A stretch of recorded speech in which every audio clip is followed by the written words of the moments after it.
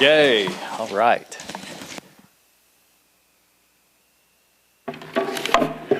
Good morning. Good morning, everyone. I hope that you are all awake.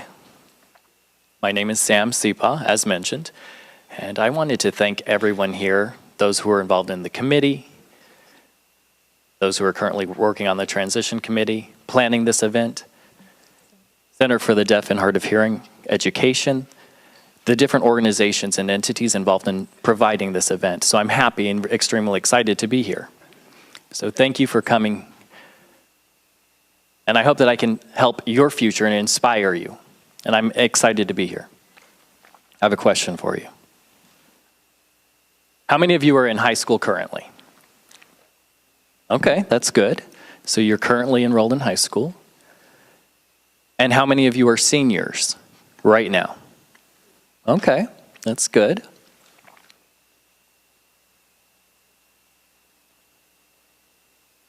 And how many of you are ready for a grand future? That's a good number of you. Excellent. So as you know, I work at Google, which is signed this way. You know, it's Gmail, Google, everything that is Google related starts with the G. So it's a search engine, which is why it's signed with the G. Google is one of the most admired companies in the world. It's received multiple awards and recognitions as one of the best workplaces. And it's because they are hiring brilliant people. Some people you know and have heard of. Less than 1% of those who apply actually get into work at Google. Less than 1%. Can you imagine that? So it's certainly not easy. It's extremely difficult and very competitive. So my goal, my dream, was to get in. It wasn't something done by accident. It was something that I worked for. I pursued it. I prepared for it. And I persisted through everything to finally get there to that dream.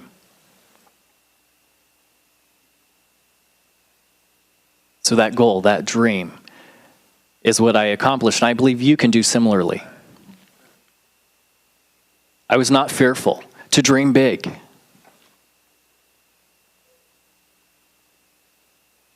So those of you who are deaf or hard of hearing, you realize that you are in a world surrounded by hearing people, and you may have struggles with your identity and knowing exactly where you fit in, but you can go far. You can reach and accomplish your dreams and dream big. It's not impossible. When I was 18 years old, I was similar to your age. I went to Riverside School for the Deaf in Southern California. California School for the Deaf in Riverside. And I was playing football. It's one of my favorite sports. I walked out onto the football field and saw the infield, looked out, and saw the sunset. I was a senior, and I was thinking, what in the world am I going to do with my life? And I really didn't know at that point. But I began thinking about my future and what a good life would mean to me. Within my heart, I had to look inside and analyze myself and think, what would a good life mean to me? And for me, a good life would consist of a nice car, right? A nice house, a pretty big house, right? Of course, a good job. That certainly would help build a good life. Sounds simple, right? Fairly simple, those ingredients for a good life. So that would be what a good life would consist of. But a second thing that would be important to me is being a good deaf citizen. So what exactly does that mean to me? I really had to think about that, and I had to take my time. And I realized in order to become a good deaf citizen, I would have to be involved with and work with people who are hearing and people who are deaf all throughout the world and interact amongst both groups. I would also have to support my community. And that would be my definition of a good deaf citizen. So in order to accomplish my goals, I knew people within the hearing world would be part of that. Google was not a part of my dream at that point. But I knew I wanted to accomplish this goal. Did I struggle with my deaf identity? With hearing loss? Or realizing that I'd have to work with interpreters? I really had to get rid of all of that. And I just had something inside of me, a fire inside of me that was just pushing me.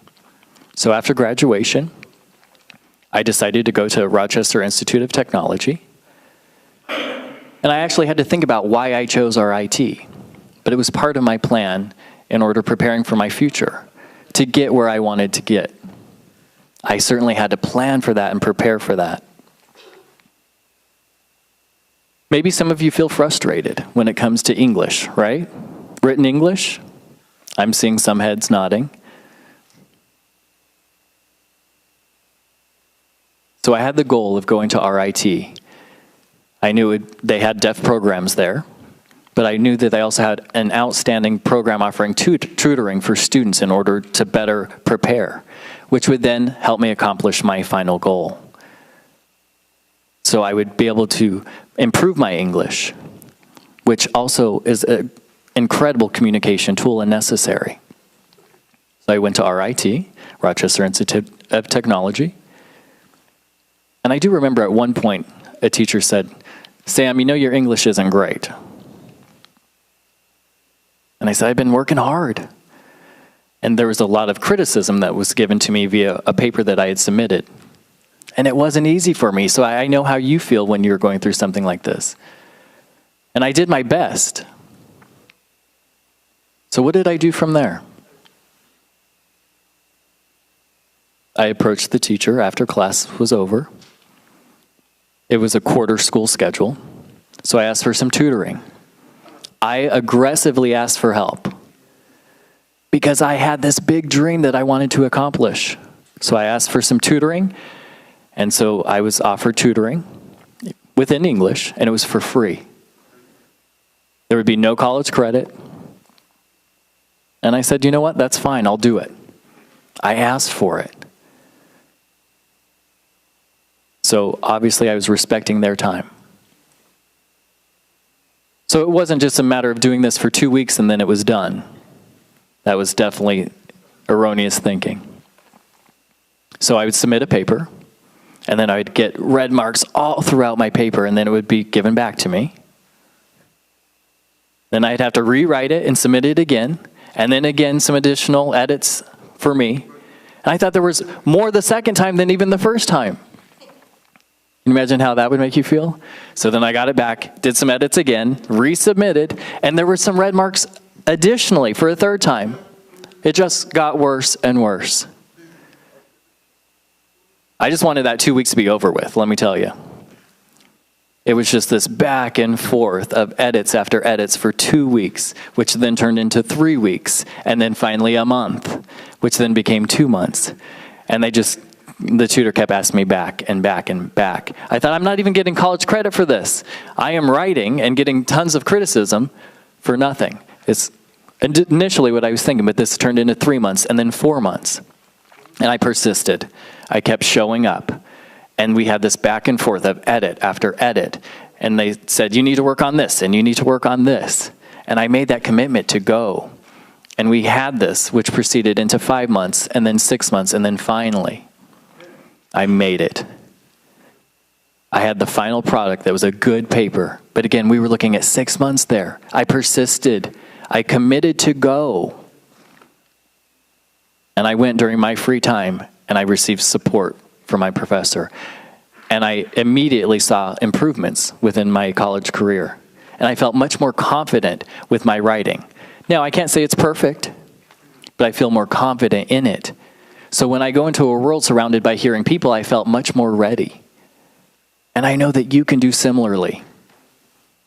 But you do have to make that commitment, and you have to look inside your heart. And you have to think of what is a good life for you. And you have to think about your goals, and you have to plan. You have to make good choices.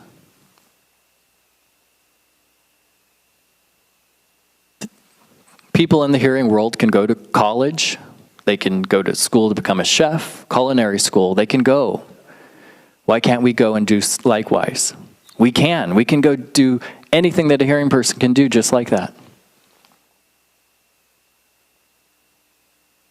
It's important for me to be part of this unified system and society where we're working together and earn a good living. I can work within a hearing world. I have my dream job. I can be involved within the deaf community simultaneously. So what exactly does that mean to me? To me, that means I'm a good deaf citizen.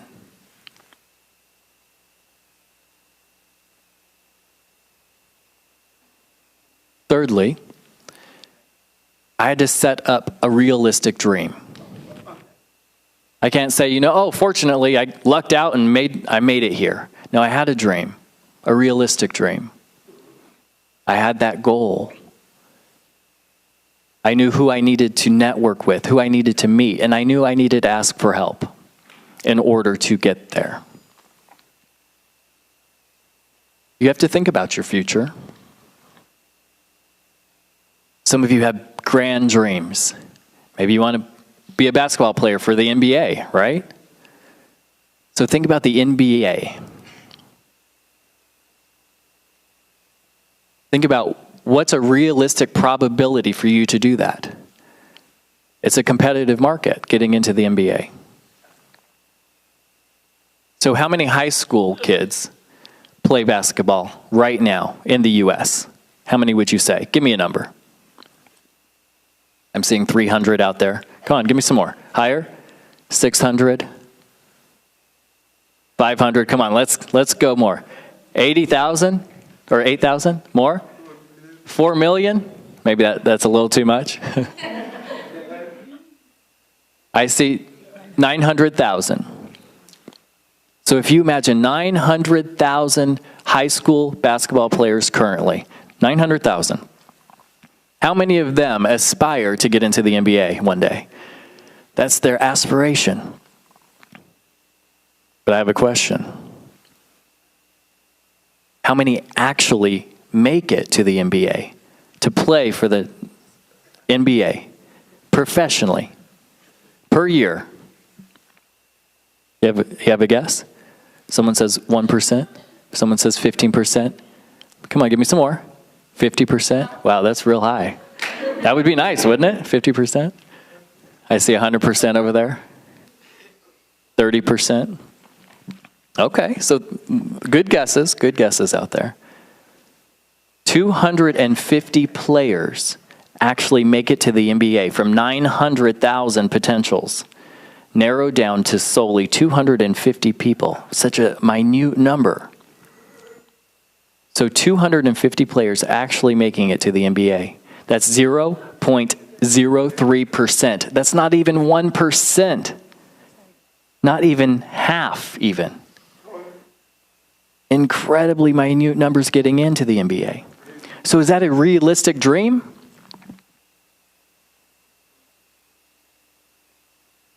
You have to weigh the options.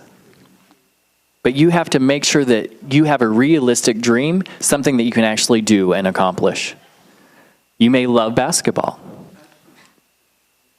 Maybe you have good organizational skills. So if so, you could work in the locker room, organizing the locker room for a basketball team.